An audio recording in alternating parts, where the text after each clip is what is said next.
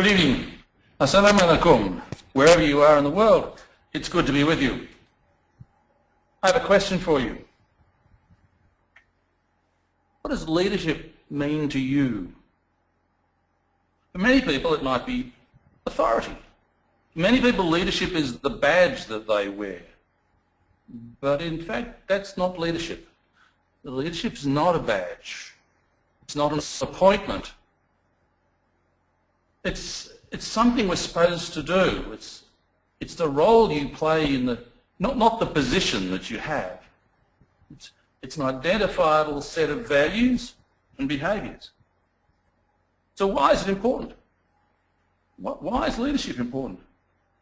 The world is crying out for leadership and has been for such a long time. Organisations are crying out for leadership, and we know that only the most successful organisations are those which have strong leadership. So why now? Well, there's always going to be a need for leadership. Always. So tonight I want to talk to you about the work that's been done by two gentlemen who began as social scientists. The research that they began was well over 25, nearly 30 years ago. They were looking to see what made up good leadership. What was leadership? And they wrote the book called The Leadership Challenge. James Kouzes and Barry Pozner. The book is now in its 5th edition. The book has been translated into many languages. It's been read well around the world. The book is significantly based on the leadership practices which form the fundamentals of the book. And I'm going to define what those leadership practices are as we go through this webinar tonight. The leadership practices inventory is in fact a tool that assesses a person's capabilities in regard to leadership as defined by the leadership practices. Leadership practices inventory has been used in 38 countries. It's been the subject of research studies based on the LPI over 400 times. 400 academic studies have used the LPI for significant work, including PhD studies. There have been personal best stories of people's experience of personal best leadership. 75,000 stories collected about personal best leadership. There have been 1.3 million respondents to the leadership practices inventory in the past 3 years, and there have been individuals, 3.8 million individuals have given observer feedback for the leadership practices inventory. Very briefly, what is it? Well, it's 30 behaviour-based statements. There are 5 scales, each with 6 behaviour statements, and it's been tested and tested over the last 25 years in terms of reinforcing its validity. So it's significantly correlated with measures such as leader credibility, commitment, teamwork and empowerment, productivity, performance and effectiveness, reduced turnover and absenteeism. So what would you say if someone came in and said, "Hi, I'm your new leader"? Well, what would your response be? Typically when we ask this question, the respondents say, "Well, who are you? If you're my new leader, who are you?" And the next question that people want to know is usually, where are we headed? Where are you going to take us, and what are you going to do? What are you going to do to lead us? So if people are asking those questions, as a leader, are you considering this? Are you considering, well, who am I? If I'm presenting myself as a leader to my people, who am I really, and what am I presenting to them? And where am I going to take them, and what am I going to do? The next question that often comes up in this discussion is about managing and leading. Are you managing or are you leading? Some years ago I was involved with a managing director who said to me, "Graham, I feel that I'm always having to push my people." I said, "Wow, that sounds like hard work. Wouldn't it be easier if you were leading your people?" You know, that simple reframe from pushing and being behind to moving forward and leading people, changing the semantics or the word that we use actually changes the way that we are dealing or involved in the process. So when he saw that there actually really is a difference between leading and managing. Leading is a very different aspect to what we have to do in the corporate world and indeed in our personal lives. To lead means to go. It means to guide. It means to travel. That's not managing. But this is leading as we are moving forward. Now, Jim Kouzes and Barry Pozner in their book, The Leadership Challenge, have set out what they call the fundamentals of leadership. Fundamentals. And I think it's really important that we get an understanding of what those fundamentals are so that we can get an understanding of how we might be able to relate to the importance of effective leadership. The first of these is leadership is everyone's business. I was years ago running a program and someone said, I wasn't sure that I should come on this program because I didn't think that I was a leader. But we are all leaders, or we should be. It's everyone's business. It's just that we sometimes think it belongs to somebody else, but no, it should be everybody's responsibility. It's not a place or a position. It's a process. And so those processes, those skills that are involved in the process can be taken on by everybody in order to then further the objectives of the organisation. The next fundamental is that it's a relationship. Leadership is a relationship between those who want to lead and those who want to follow. It can be a relationship between 2 or 3 people or many, but it's a relationship. Leadership is self-development. Leadership is about the mastery of self. The more we understand about who we are as individuals, the more effective we can be as leaders.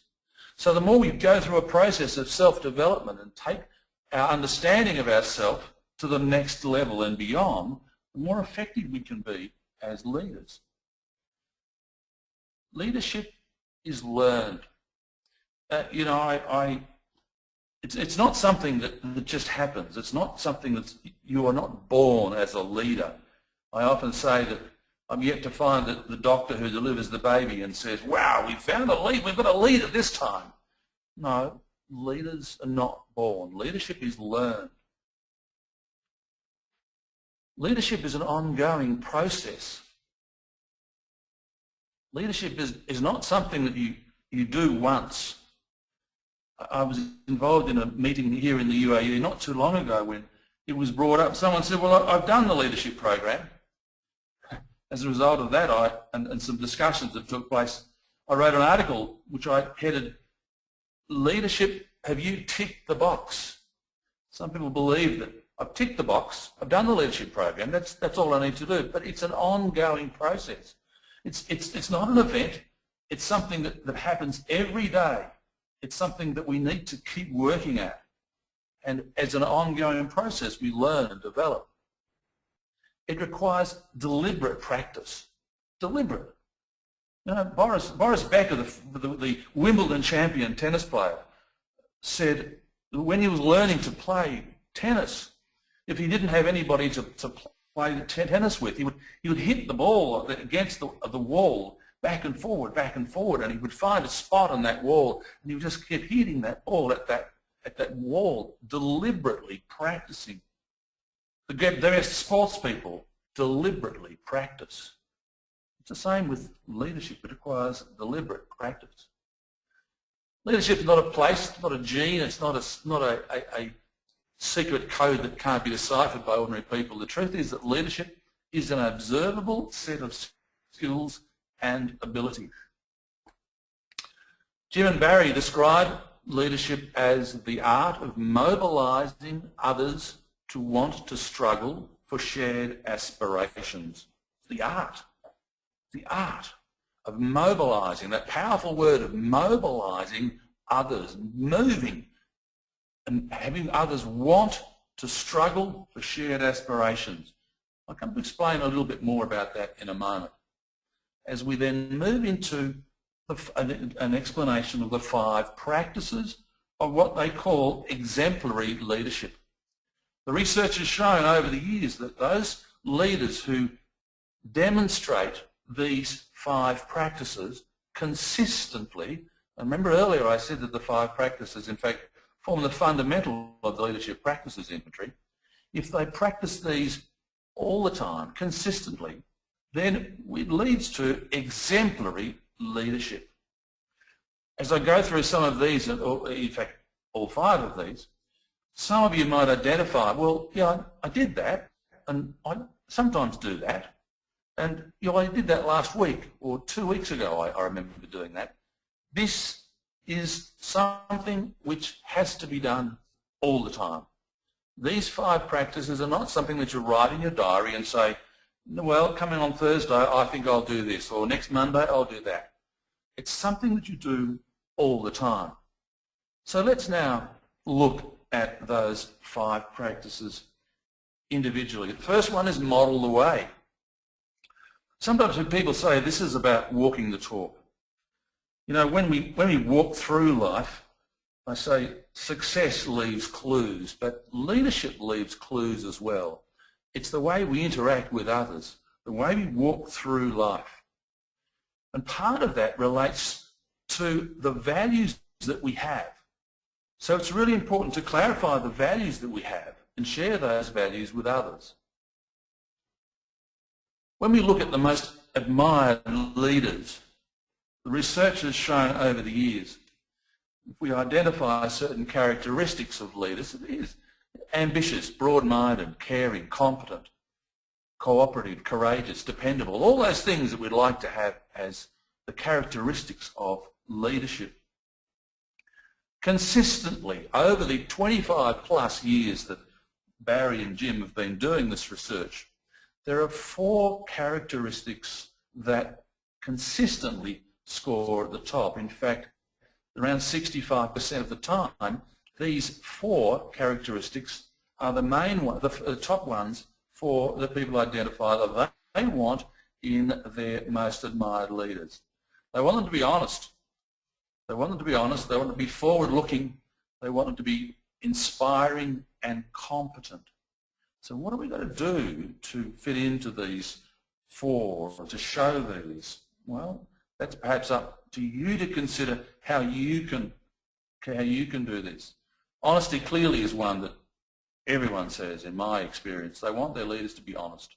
They want to know that they've got a relationship of trust with them, because without that trust, who wants to follow that leader if there's no trust? They want the leader to be inspiring. They want the leader to help them move forward. And I'm going to be coming in a moment to that word inspiring in a little more detail. They want their leaders to be competent, and they want their leaders to be looking forward. Now, back as part of the earlier research that was done for the Leadership Challenge, they looked at the word credibility. And they said, what are the things that make up credibility? And it was clearly shown that the 3 elements that make up credibility were trustworthiness, expertise, and dynamism. So then they looked at the characteristics that had been identified by others of admired leaders, and they were able to say, well, there's a correlation between trustworthiness, and that's honesty. Expertise is competence, and dynamism is inspiring. If someone is dynamic, we often say that they would be inspiring. Leaders there, then, so we can see that these characteristics of admired leaders fit very much into the value of credibility. That leaders have credibility. How do leaders get credibility? Well, it's by the way they model the way, the things that they do. Model the way is what people observe you doing as a leader, and they're observing you all the time. At this point, I ask people what these letters stand for, and it's usually fairly straightforward. It might take a little guess, or one or two guesses, but I have this on my email signature now, and I like to promote this to as much as possible. I believe that leaders should be doing this to gain credibility. The DWYSYD means do what you say you will do. And when leaders consistently do what they say they will do, it absolutely builds their credibility. Because if they're not doing what they say they will do, what credibility do they have? Not a lot.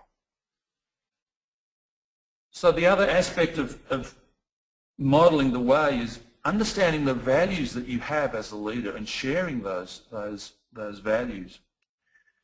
And sharing the values that you have with the people that you are leading. And when we have a clear understanding of what our values are and we can articulate those values and actually live those values, it's important to understand how we all relate to particular values. Just recently I was with a CEO of a very large bank here in Dubai, and I was talking about different understandings that people might have of the word honesty. And they'll say, yes, I'm honest. And others will say, yeah, I'm honest too. Well, it's a very strong thing. And yet, you know, when they go to that, stay in the hotel room, they might, when they're checking out of the hotel, take sometimes the soap, sometimes the little things that they take with them. You say, well, hang on, where's your honesty? The CEO of the bank that I was referring to actually said sometimes they take the pillows. Well, I don't know that I go quite so far as taking pillows. Maybe some people used to take the bathrobe. This is not honest. So where is your honesty? And do you live honesty all the time? Do you live the values that you have all the time? Because the people that you're leading will see this, and they will know that you are walking and leading, modelling the way, or you're not. So exemplary leaders model the way all the time. I've had this slide up for a moment or two, more than that in fact. People might have been looking at it and wondering what it is, because we really can't see the way. There are trees and there's a fog, so we can't see the way. So if I was to say to you, well, we're going to get on this road and would you want to come with me? No, I don't think so, because you can't really see where we're going, and it might be dangerous because we can't see where we're headed.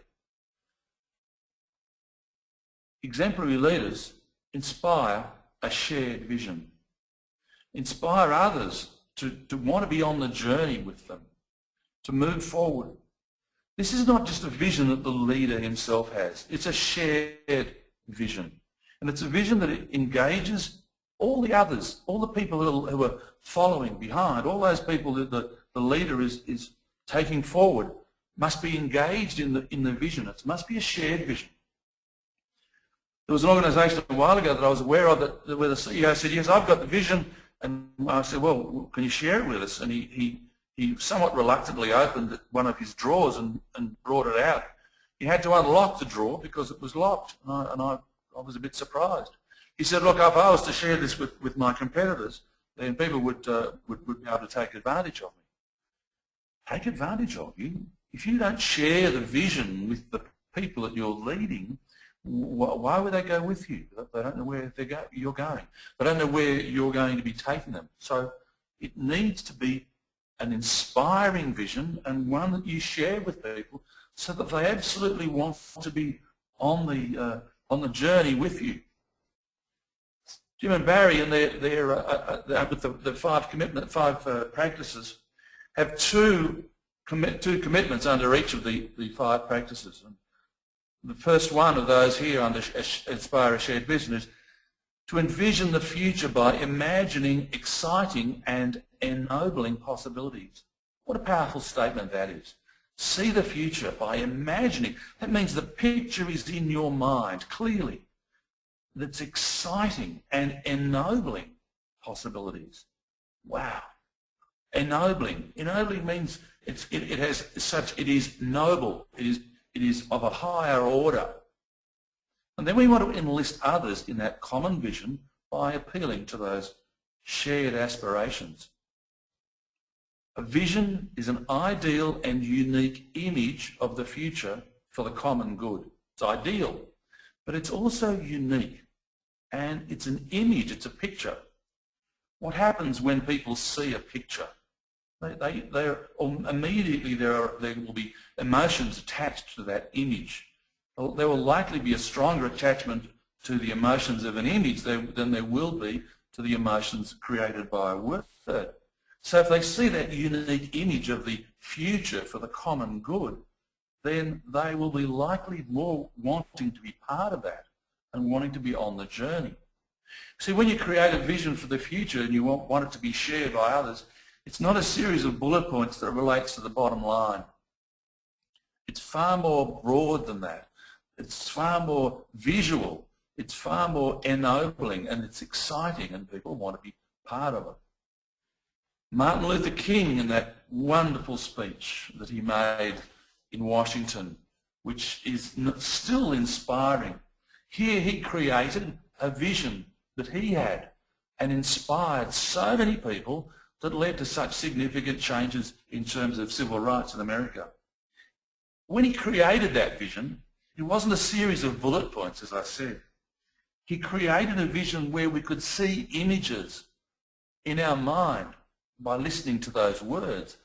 Let me share some of those words with you now. Now it is the time to rise from the dark and desolate valley of segregation to the sunlit path of racial justice.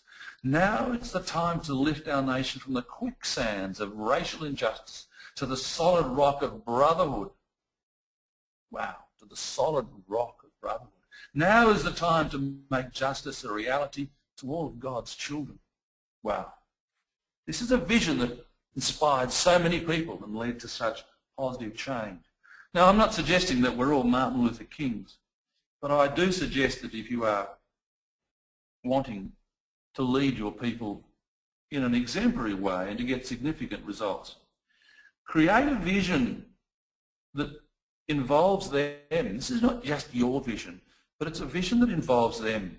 And when they are involved and when they can see themselves as part of that vision, what are they going to do? They're going to be committed to achieving it for you. They'll be wanting to climb the mountain with you. They'll be wanting to face the adversities and the challenges and absolutely break through to achieve those end results, because you've created a vision which has got images, it's got emotion, it's got attached, it's got something which provides a benefit for them. I am in Dubai, as I think has been mentioned, and of course here in Dubai, the leadership is certainly in Dubai is the ruler is Sheikh Mohammed bin Rashid Al Maktoum, and his vision and the things that he has done here has created a Dubai and is having impact on not only the Emirates but the region as well. Sheikh Mohammed went back in 1995 after his father, Sheikh Rashid, died, was then appointed Crown Prince. And even then, Sheikh Mohammed said, I don't know if I'm a good leader, but I am a leader and I have a vision. I look to the future, 20, 30 years, and he's still doing that. What he's now doing is embracing others in that vision to make significant change here in the UAE and to create a very, very powerful, very vibrant state as part, of course, of the UAE. Here are some of the components of a shared vision. It should be ideal, something that we really want. It should be unique. There should be images there, images based on the words that you use to create that. It should be future-oriented. This is not just about something that's going to happen in the next couple of weeks, but the future, the next 5 years even, or beyond. And it's something that should address the common good. If it doesn't address the common good and the people who are involved in taking forward that image, that vision, then they won't be engaged in it and they won't be wanting to drive it forward. The next practice is challenge the process. Challenge the process. Leaders everywhere should be looking all the time to innovate, to find new ways, new solutions, new processes. So often leaders stay in their comfort zone. They stay with the systems that they've already got or don't look for opportunities to move on. I mentioned Sheikh Mohammed, and this is probably the only other story that I will share about Sheikh Mohammed, but some of you may be aware of that iconic palm that has been created in the sea off the coast of the beach, Jumeirah Beach in Dubai. Palm Jumeirah. Not a lot of people, I don't think, are aware of how that concept came about. But I remember seeing the man who told this story relate how the Palm Jumeirah came about. He was involved in a very large construction company here in Dubai. I believe at the same time he was also a minister in the government. But the story he told was that he said, Sheikh Mohammed said, we need more beaches in Dubai. More beaches? Yes, said Sheikh Mohammed, I want you to see what your engineers and designers can come up with. We need more beaches. So he said, I went to my designers and my engineers and we came up with a plan for 7 more kilometres of beaches. And he said, I know my friend Sheikh Mohammed, I know what he's like. If I was to say to him that we have a plan for 7 kilometres of beach, he would say, well, if you have a plan for 7 kilometres, why can't you have a plan for 10 kilometres? So we took the plan to my friend Sheikh Mohammed and I showed it to him. Sheikh Mohammed looked at me and said, well, if you have a plan for 7 kilometres, why can't you build 70 kilometres? So of course they threw the plan out and started again. Challenged the process. Sheikh Mohammed was saying, isn't there another way? Why can't we go beyond that 7 kilometres? And indeed by challenging this, and I don't know what the plan for 7 kilometres looked like, but by challenging what they'd come up with, we now have this iconic palm that identifies Dubai around the world. Fantastic. Challenge the process. Look for new ways of doing it. This story, the history books have many examples of organisations who stayed with what they were used to doing, stayed in their comfort zone and didn't look for alternate ways. The leaders thought, no, this is the way we're going to be. And those organisations are no longer the size that they were. Some of them don't even exist anymore because they didn't challenge the process. Exemplary leaders search for opportunities by looking for initiative, by seizing the initiative, and then by looking outward for innovative ways to improve. By looking outward, looking out, not inward, but looking out, getting other examples, other opportunities to develop. We call this getting outsight, not insight, but outsight, and looking beyond. And really the powerful leaders, the most effective leaders are, when I say powerful, I'm not talking about powerful leaders at the top of the organisations. I'm talking about effective leaders within organisations at all levels. And the most effective leaders at all levels of organisations will be looking for innovative ways to improve. Sometimes people around them resist that change, but we must be looking for change and innovation. Now, a recent survey, I believe, by a large company surveying 1,600 people in the recent past, I think it was last year, the number one need identified by CEOs was the need within their organisation for innovation and creativity. So leaders recognise this importance. What we need to do is to provide ways for people within the staff, within the organisations at all levels, to be able to come up with new ideas, to challenge the process, to look for other ways of doing things. And the other part here is to experiment and take risks by constantly generating small wins and learning from experience. You know, we fall over, we make a mistake, we get up, we move on. It's important to make mistakes. It's important that we allow the people that we are leading to make mistakes. We're not necessarily going to be encouraging them to make mistakes, but we're going to be working in an area that will be able to challenge the process and look for new things, new ways of doing things. I was involved not too long ago with a program with executives in the aviation industry, and I understand in that situation that, hey, safety is the most important aspect. I certainly don't want the pilot of the aircraft when he's landing to say, I think I'll do it a little bit differently today. Instead of landing this way as I'm told, I think I'll land from the other end of the runway. I don't want him to do that. But you see, even in the aviation industry, someone at some stage has said, why don't we build an airplane out of plastic Well, I didn't perhaps quite say it that way. But we know that the Boeing 787 is built by a composite which hadn't been used before. So it's essentially a fairly expensive plastic because they challenged the process and said, is there another way of doing this?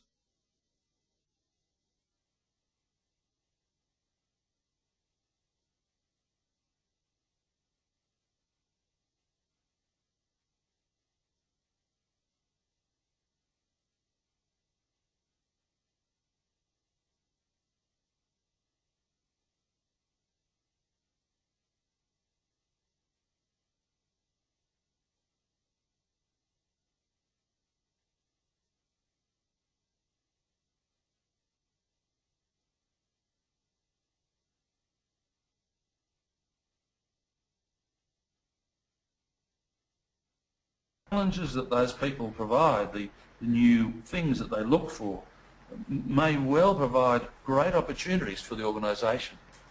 So leaders have got to encourage others to look for ways to challenge the process, to move forward, new ideas, take risks. John le Carré said, a desk is a dangerous place from which to watch the world. I love that. You know, I say that senior managers have got to get off their butts. This is their but I'm too busy, but I'm too important. They've got to get out and see what's going on. They've got to get out and look at what processes are taking place and help others to challenge the processes, to find new and better ways of doing things. So if you're a leader who's perhaps thinking that maybe I do spend a little more time behind my desk than I should, I suggest you get out from that. A desk is a dangerous place from which to watch the world.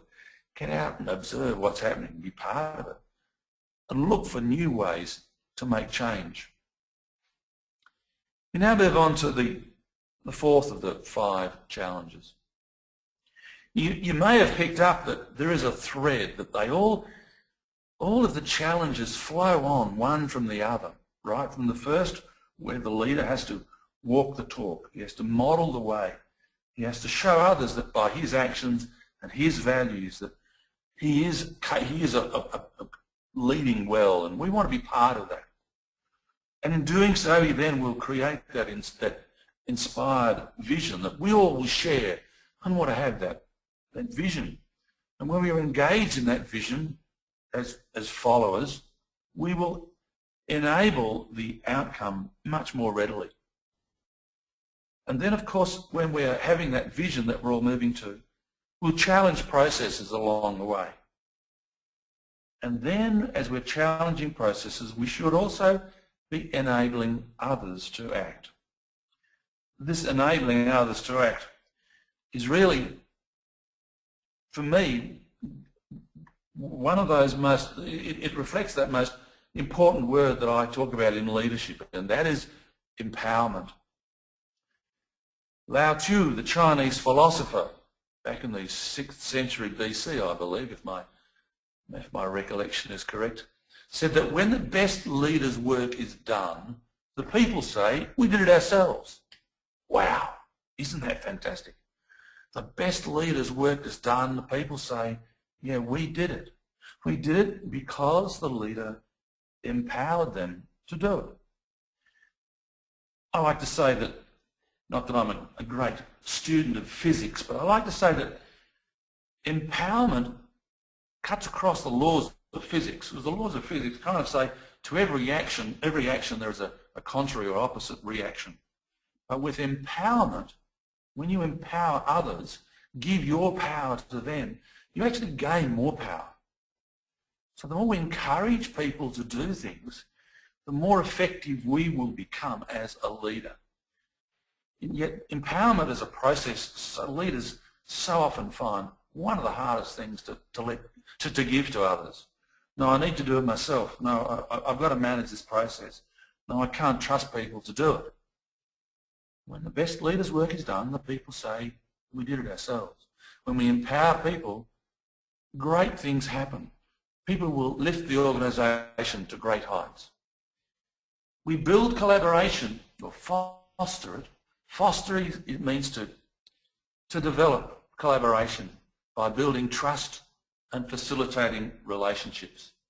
Relationships in organisations and the leadership for the leader is so important. Build that trust.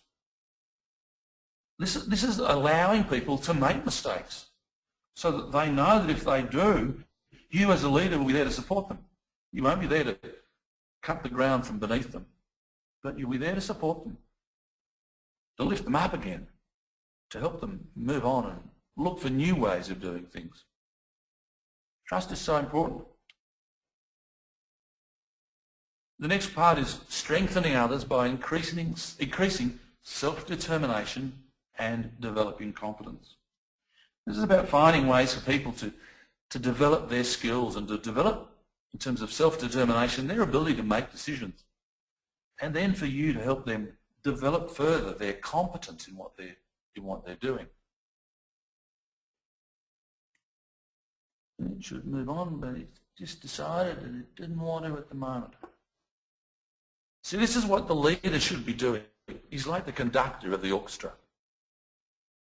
He's like the conductor who knows when he wants the violins to lift their level or to go slower.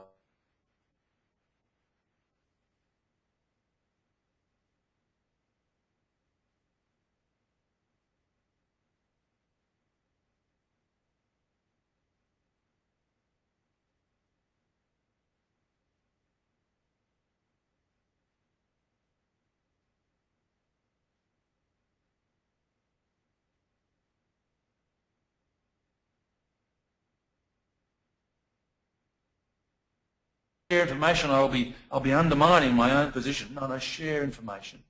Involve people in decision making. This is so many of these suggestions here that are firmly placed in the research that's been done over the years with the Leadership Challenge. So many of the issues of doing this relate to the insecurities that leaders have. They can't involve others or don't easily involve others in making decisions. They don't allow discretion by others in decisions. You need to back people up when they do make decisions. And assign non-routine jobs, and clear away obstacles and eliminate the rules. That's a tough one for some people. They live by rules.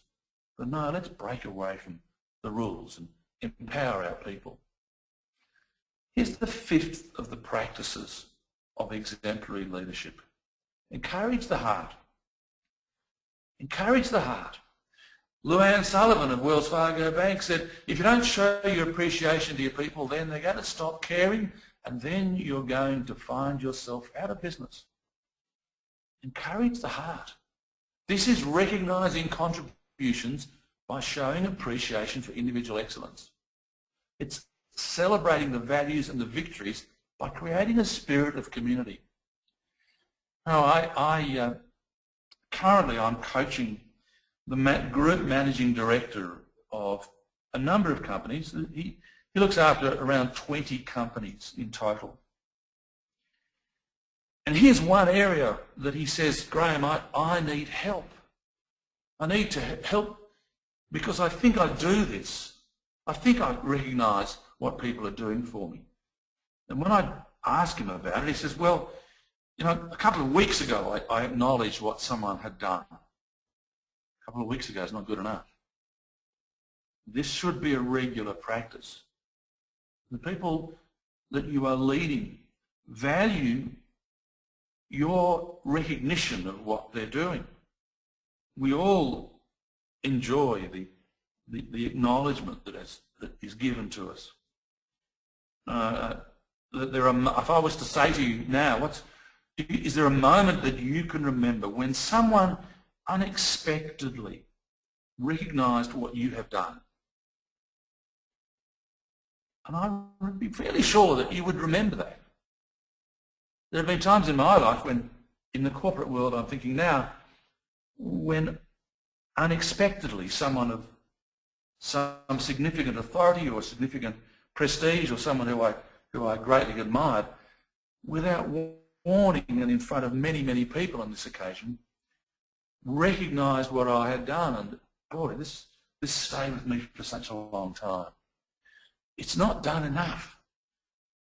Some years ago I was with an organisation and one of the managers said, you don't need to recognise when people have done the right thing, they know when they've done the right thing.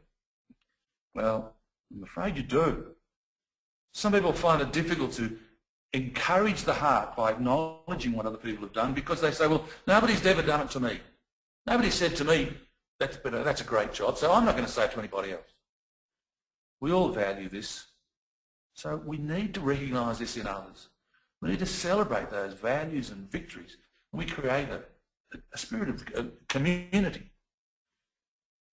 I think it was in Jim Collins' book, Good to Great, where he said we should catch people doing the right things. Catch people. Don't have a list and say, well, I know that I need to send an email out to the staff and make particular note of what has occurred.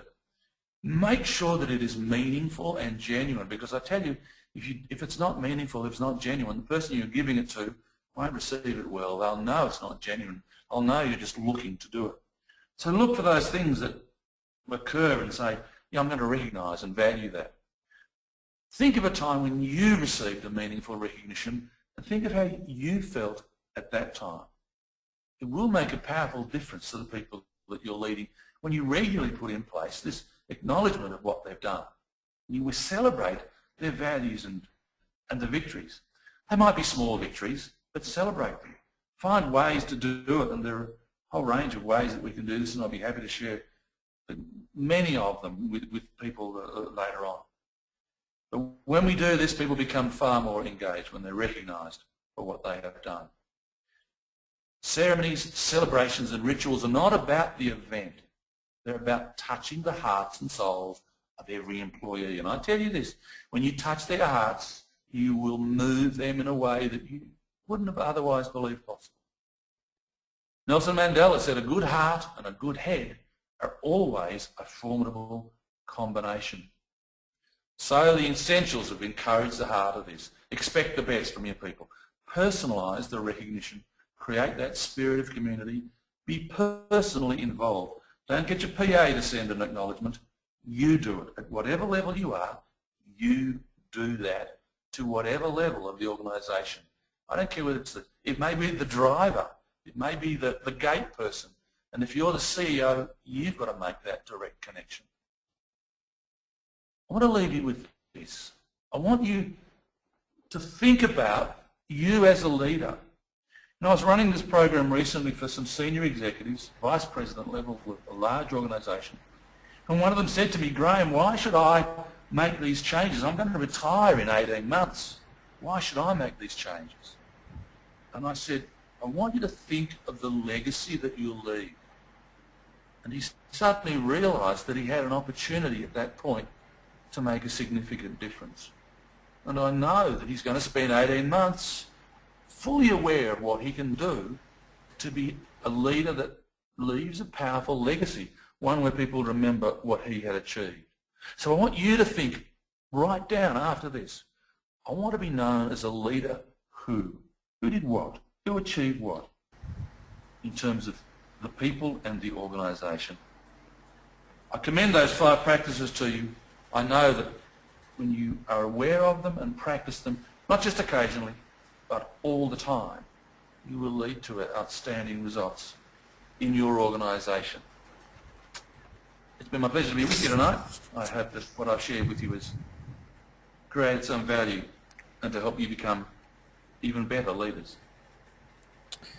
Well, thank you very much, Graham. Very, very intriguing presentation. Folks, we are open for the Q&A. If you have any questions, you could put it in the question box or you could raise your hand. I see there's one hand already raised, so let me go directly because we are short of time. We have Yumna Sayeda. You raised your hand. I've just unmuted you. Could you please introduce yourself and ask the question? Hi, Yumna. Can you hear us?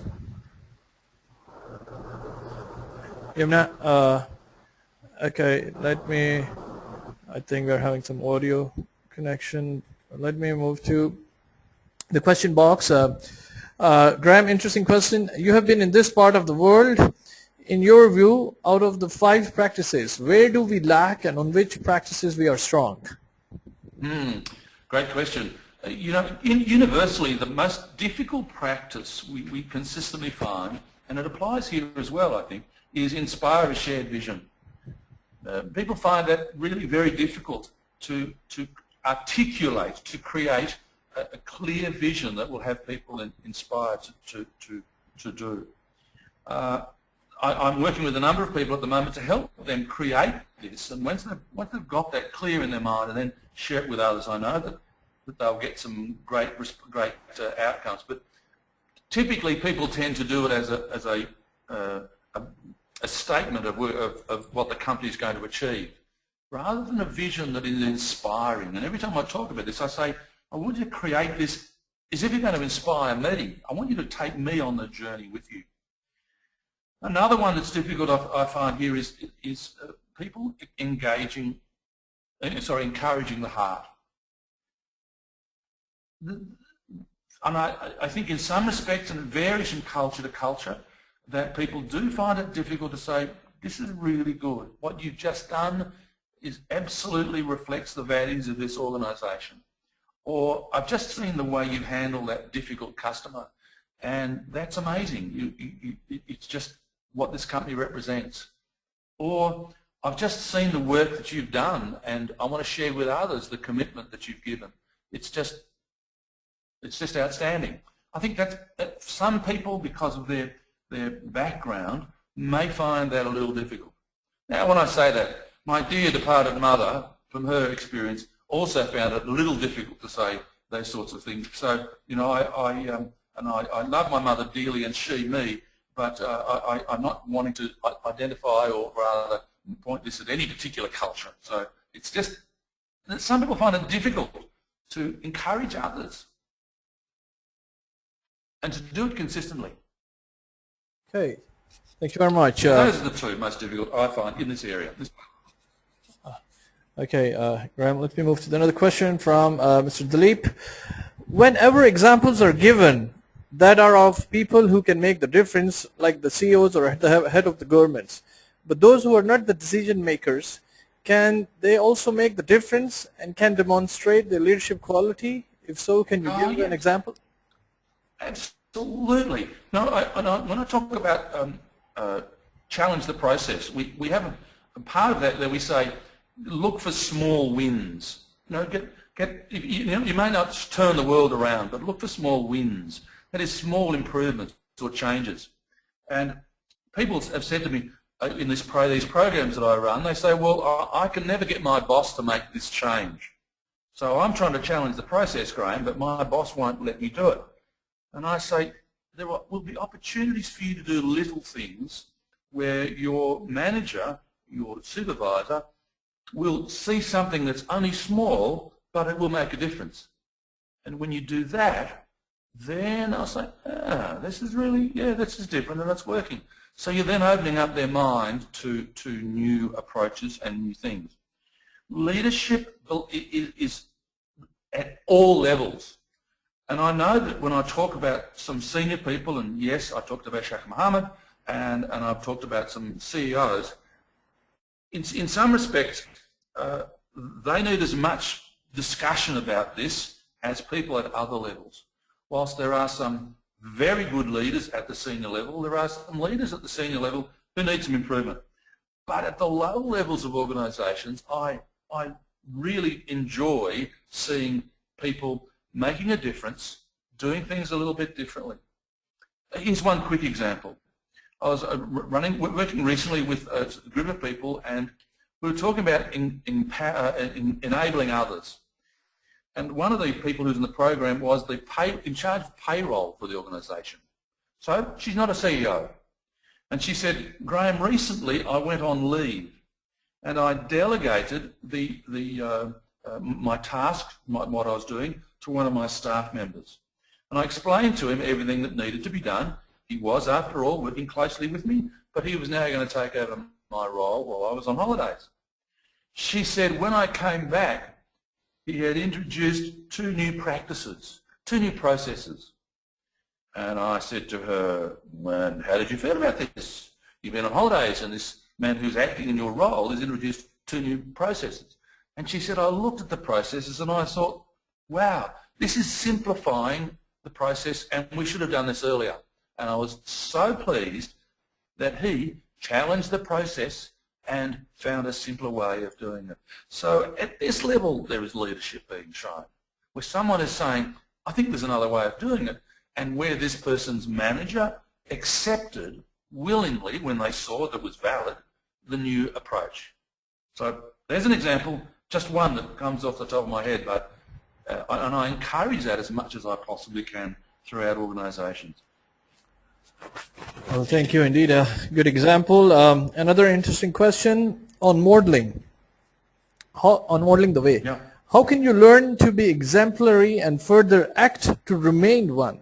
Doesn't this sound a bit artificial to continuously be an actor for remaining exemplary? Or is it only natural for leaders to be exemplary? No, it's not. I don't think it is natural for leaders to be exemplary. Because some leaders don't, they're kind of getting by, but they're not as good as they could be. Let me come back to what I understand about by the question. And this is about modelling the way and being, did I get it right, being sincere and genuine? Yeah, and exemplary. I think it's about exemplary. What was the first part of the question? Could you read that to me again? So how can you learn to be exemplary and further act to remain one? I think it's more like what I understand like is like you have to be continuously performing or being an actor to remain one as an exemplar. Yeah. No, look, it's certainly not about being an actor. It's not about that. You know, I actually think that when we develop new behaviours, the brain is a little. Listen about the way the brain works. The brain is a self-patterning system. When we learn new behaviours, we don't have to remind ourselves of that new behaviour because the brain is adapted to it and it defaults now to the new behaviour. So if we are living our values and showing others that we're living our values, if we are showing integrity, honesty, commitment, loyalty, respect, all the time, then that becomes the default that we do. We're not acting it. And if it's a little bit like, here's an example, I've just used the word respect. Well, respect is something that we need to show all the time. We can't say, well, I was respectful yesterday to my staff. You do it all the time. If you don't do it all the time, then you're not genuine. And you're not modelling the way, and people will see through that. When you understand the importance and the value of living respectfully, of living with integrity, of living the values, then it's not an act. Sometimes when I talk about modelling the way, I use the example of what parents sometimes do. I put my hand up, I'm a parent, my children are grown, but they were young at one stage, and I know there as a parent that if I did something or was doing something as a behaviour and it wasn't the right thing to do, and then my children did that, I can't correct them for it. Here's an example, and it's not correct because I never did it, but if I dropped the towels on the bathroom floor and then criticised my children for dropping the towels on the bathroom floor, what are they going to say to me? Dad, you do it. This is modelling the way. I've got to put the towels on the towel rail in the bathroom, and they'll do the same thing. It's the same sort of thing. We were, as I said, as we lead, as we walk through life, we are being observed. We don't know it, but we're being observed by the staff who look to us. And they'll see sometimes the subtle things. I can understand what you're saying when you think that maybe this is an act. But when it is an act, it will be seen to be an act. The genuineness won't be there. But when you behave this way and you then see the benefits that come to you when you behave this way by sharing that vision, by challenging the process, by enabling others and by encouraging the heart. When you see the benefits of that, you will automatically behave that way. It won't be an act anymore because you'll see this is the way I want to be. Okay, thank you. Another short question from Brother Ahmed Al-Thanian. I think this one is related to the manager versus leaders. The question is, if the manager is doing a great job and there is a solid action plan, do you think we actually need a leader? It's a different function. The manager is managing resources, and the resources are people, numbers, head counts. Resources are motor vehicles, they are filing cabinets, it's resource management.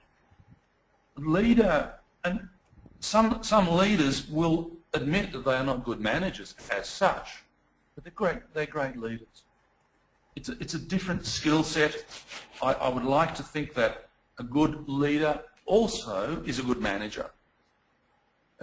In terms of managing people, we need to sometimes do things as a manager to get results, and those doing of things include things such as performance management and those aspects of managing people. But leadership is, and I hear what you say, I take your point about if someone is a good manager, do they need to be a good leader? I think that was what the question was. It's a different skill set. A manager gets results today, tomorrow, this week. A leader is looking to the future. A leader is taking us on a journey where we are going to create some amazing things. Now, that can be with whatever company you are with, whatever organisation, whatever association, there is a future. And the leaders take us to the future. Managers manage today and tomorrow. Okay, another very interesting question. Leaders or managers in this part of the world, by and large, are afraid of empowering their subordinates, as they feel intimidated by losing authority by giving it away to others. What would you advise such managers or leaders? Yeah, okay. When I hear the term "in this part of the world," I am making an assumption which I shouldn't, because I know there'll be people who are beyond the Middle East who may be listening to this. Yeah, I think predominantly, mostly the audience is from the Middle East here. Yes, but we do have participants from all across the world. Yeah, but I'm assuming that the question is about this here, this part of the world here, the Middle East. And sorry? Yeah, your assumption is correct. Yeah. So leaders find it really difficult to let go. Some people in this part of the world, but seriously, it's not confined to this part of the world. And I would hate to put a percentage on it and say more here than other parts. I certainly know in the part of the world that I originally came from, that it was, which is Australia, that there are leaders there, so-called leaders, who cannot give away, and they are living in micromanagement. And it does happen here. And I know that those organisations where they encourage, where they enable others to act and empower others, I know that there are significant outcomes. I've seen examples of it. It may be something that just needs to be encouraged a little bit more. But I say that, I mean by people within their own organisation.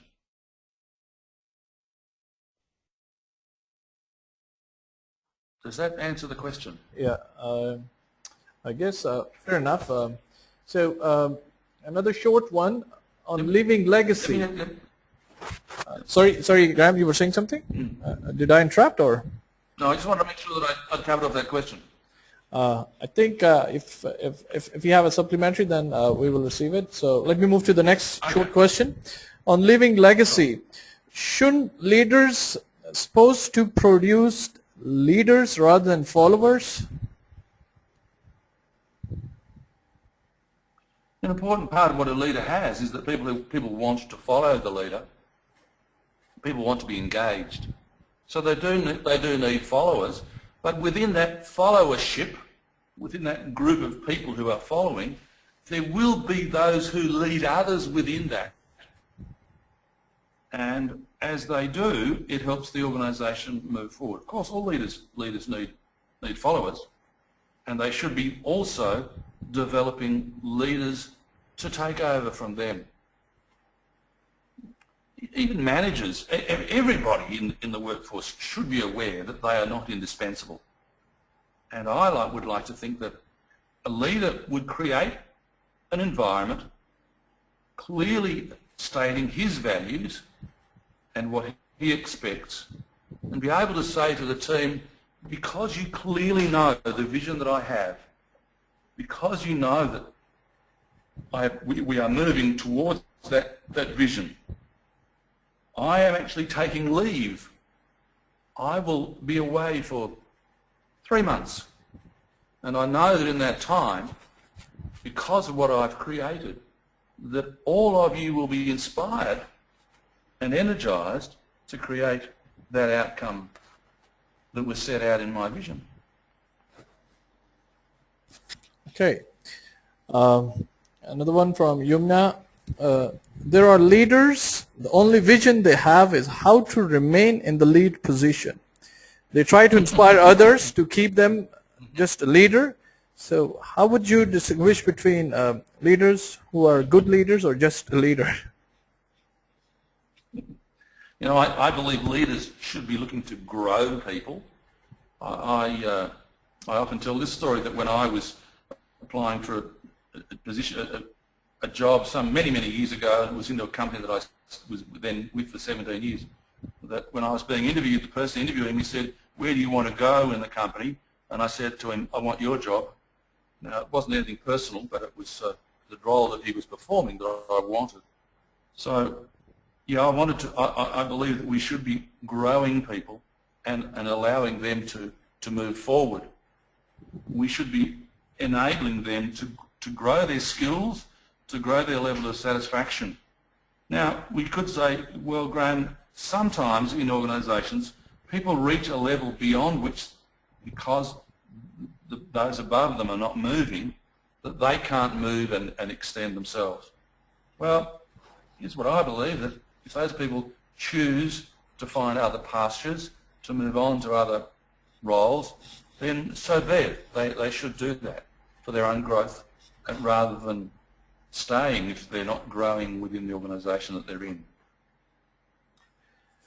Okay, thank you very much. And we're just going to take one last question, an interesting one. Can vision be conceived by an individual without the support of strong faith in reaching to a destination set forth in that vision? And so, hence, how important is faith in visioning exercise? Yeah, you know, I just recently I had a gentleman who showed me his vision and his purpose, and it was clearly, and not a problem, this was absolutely fine, but clearly set out in terms of his faith and his commitment to family and his commitment to community and his beliefs, his strongly held beliefs as a Muslim. He's also a very successful businessman. Now, I absolutely applaud the way he set this out. I have also, though, and this doesn't in any way cut across or affect his faith-based vision, but I want him to create a vision that is a little bit more specific in regard to the organisations that he's leading. He can still have his inferences or references to his faith in there, that's absolutely fine, but I want it to be, in order for it to be really, I hope, moving more effective, that it is a vision that creates images for us and goes beyond the bottom line and encompasses those aspects of faith that will also impact on the way the work that people are doing and the contribution that they can make in the workforce or in the organisation that they're with. Okay. Well, Great question. Great question. yeah, well, that really brings us towards the end of the webinar, and with that, I would like to conclude and thank you, Mr. Graham Moore, on behalf of MAD. We really appreciate that you've taken the time to share your views and valuable information and a very intriguing presentation given to our live audience and participants. And all those of you, thank you very much who participated and made it an interactive experience for all of us. Once again, thank you all, and thank you especially, Mr. Moore, for your time. And any concluding remarks you would like to give? Thank you very much. Look, if anybody has any further questions, I know that through Mile you have an opportunity to be in touch with me, and I'll be happy to help you. Leadership is something that the world desperately needs, as I said. Please engage the hearts of the people that you're with, and think of those 5 practices, and as far as possible, incorporate them in the way that you are leading the people that you are leading at whichever level in the organisation that you are at. Thank you very much for being with us tonight. And thank you very much once again. And folks, we are recording this webinar, which will be uploaded on our YouTube and our community, from where you will be able to download the soft copy of the presentation. Once again, thank you very much, and you all have a good evening or good afternoon.